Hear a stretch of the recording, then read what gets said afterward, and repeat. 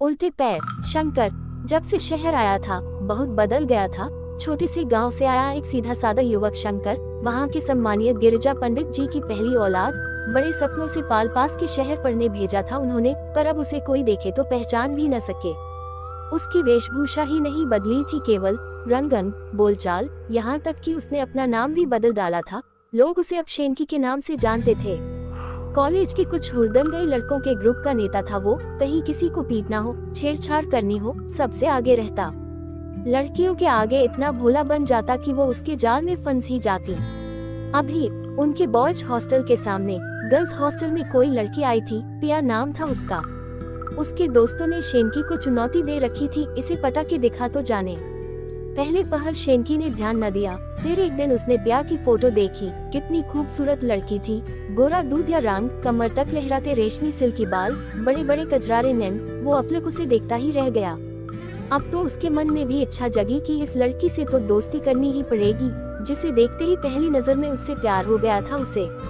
शेनकी सुबह शाम girls hostel के चक्कर लगाता, पर उसे साक्षात कभी न देख पाया। फिर किसी दोस्त ने बताया कि वो सामने वाले प्रियदर्शिनी पार्क में सुबह शाम जॉगिंग के लिए जाती है। शेनकी को उससे मिलने की बहुत बेताबी थी। पहुंच गया सुबह वहां, जैसे तस्वीर में थी उससे कहीं ज्यादा खूबसूरत थी वो। शेनकी उसके आसपास मंडराता रहा, पर उसने आंख उठा के भी उसे न देखा। बहुत परेशान हो उठा था वो। ये कैसी लड़की है, शायद पहली है जो उसके जाल में फंसने से बच रही थी। इसने तो आंख उठा के भी उसे नहीं देखा, ऐसे कैसे? शेनकी के अहम को बहुत चोट पहुंची इस बात से। वो चिड़चिड़ाने लगा था। अब बात बात में खूंखार हो उठता। चाह के भी पिया की बेरुखी उसे सहन न होती। जितनी कोशिश करता उसे भुलाने की, वो और ज्यादा दिमाग में आती। एक दिन हल्का शाम का धुंधल का छाने लगा था और वो पार्क में घूम रहा था कि पीछे से किसी आवाज ने उसके बढ़ते कदम रोक दिए। एक सुरीली मीठी सी आवाज उसे पुकार रही थी, हेलो शेनकी। वो पीछे मुड़ के देखने ही वाला था कि आवाज ने उसे रोक दिया। पीछे मुड़ के मत देखना कभी भी, मैं वही हूँ जिसको बहुत दिनों से तुम पाना चाह रहे थे। बेसाख्ता वो बोला, पिया हो तुम? वो सुरीली आवाज में हंसी, क्या बात है, दाद देनी पड़ेगी तुम्हारी, लेकिन ध्यान रखना कभी मुझे पीछे मुड़ के न देखना। तो आप मेरे बराबर आ जाए न? शेनकी ने अनुनय की। नहीं, ऐसा नहीं हो सकता, वो बोली। क्या मैं इसका कारण जान सकता हूँ? वो दबे स्वर में बोला।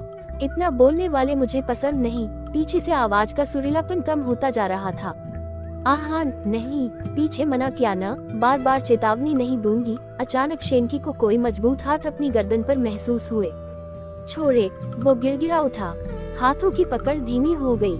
शेनकी बहुत डर गया था। गहरी गहरी सांस लेता वो आगे बढ़ने लगा। थोड़ी दूर जाने पर उसे लगा कि अब उसके साथ शायद कोई नहीं था, लेकिन पीछे देखने को मना था, इसलिए वो सीधा कमरे पर जाकर बिस्तर पर औंधा गिर गया। शेनकी बहुत डर गया था उस दिन। कुछ दिनों वो पार्क नहीं गया। मन में अकुलाहट थी कि ये पिया ही थी या कोई और थी। हिम्मत बटोर आज फिर वही चल दिया। पार्क में आज पिया दिखाई नहीं दी थी। वो निराश भी था और रिलैक्स भी। चलो जान छुट्टी। अभी सोच ही रहा था कि पीछे से चिरपरिचित आवाज आए, आज बहुत दिन बाद आए। तबीयत ठीक है तुम्हारी? शाबाश, पीछे नहीं देखना, समझदार हो गए हो, वो बोली। बीमार था, शेनकी कांपती आवाज में बोला। अरे डरो मत, मैं इतनी भी बुरी नहीं। चलो तुम्हें अपनी शक्ल दिखाती हूँ आज। अपनी नाक की सीध में चलते रहो, जब मैं कहूँगी तब रुक जाना बस। शेनकी यंत्रवत चलता रहा। सामने एक झील थी, वो आगे, आवाज पीछे। थोड़ी देर में झील के पानी में एक छवि उभरी, एक सुंदर लड़की की। वो पिया जैसी ही दिखती थी। शेनकी गौर से उसे देखता रहा। अचानक उसकी निगाह उसके पैरों तक पहुंची और वो चक्कर खा के गिरने को हुआ। उस लड़की के उल्टे पैर थे। तो क्या ये लड़की नहीं, चुड़ैल है कोई? है भगवान, ये मैं किसके चक्कर में पड़ गया? शेनकी पत्ते की तरह सिहर उठा। क्या सोच रहे हो शेनकी? वो हंसते हुए बोली। कुछ नहीं जी, वो हकलाया। अब लौट चले। अरे इतनी जल्दी, अभी तो मिले ही है। शक्ल अच्छी नहीं लगी क्या मेरी? वो बोली। नहीं नहीं, शेनकी ने कहा तो वो ठहाका लगा के हंसने लगी। शेनकी अब बुरी तरह उसके जाल में फंस चुका था। उसे समझ न आता कि क्या करे। बीमार, डरा हुआ रहने लगा हर वक्त। उसके दोस्त परेशान कि इसे क्या हो रहा है आजकल। एक दिन सोते हुए वो कुछ बड़बड़ा रहा था और उसके प्रिय मित्र ने सुना। वो रोते हुए पिया से खुद को छोड़ने की गुहार लगा रहा था। उसने अगले ही दिन शेनकी के पिताजी को टेलीफोन पर सूचित किया कि शेनकी किसी आत्मा के चक्कर में फंस गया है, आप उसे संभाले आकर। अगले हफ्ते अपने पिता को अचानक आया देखकर शेनकी को बहुत सुखद आश्चर्य हुआ। वो उनसे लिपट के फूट फूट के रोने लगा।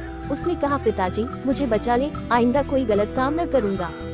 उसके पिता ने सारी बात सुनी, अपने मित्रों से इस बारे में परामर्श किया और शेनकी को सारी योजना समझाई। योजना अनुसार शेनकी सुबह जल्दी ही पार्क पहुंच गया। थोड़ी देर में वो आवाज आए और वो लड़की उससे बातें करने लगी।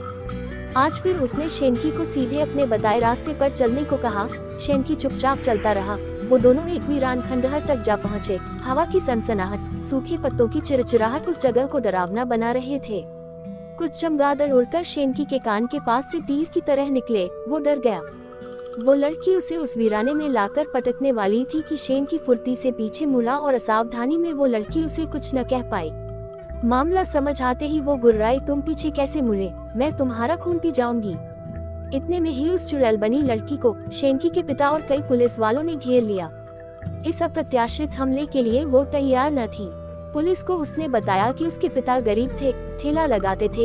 एक बार किन्हीं रसूखदारों ने उनसे उनका ठेला छीन लिया, उन्हें मार डाला। तब उनका परिवार भूखे मरने लगा और तब से उसने ये उल्टे पैर लगाकर चुड़ैल बन लोगों को लूटना शुरू किया। वो मानव अंगों की तस्करी भी करवाती थी। उसके बताने से समाज के कई इज्जतदार लोगों के नाम भी सामने आए।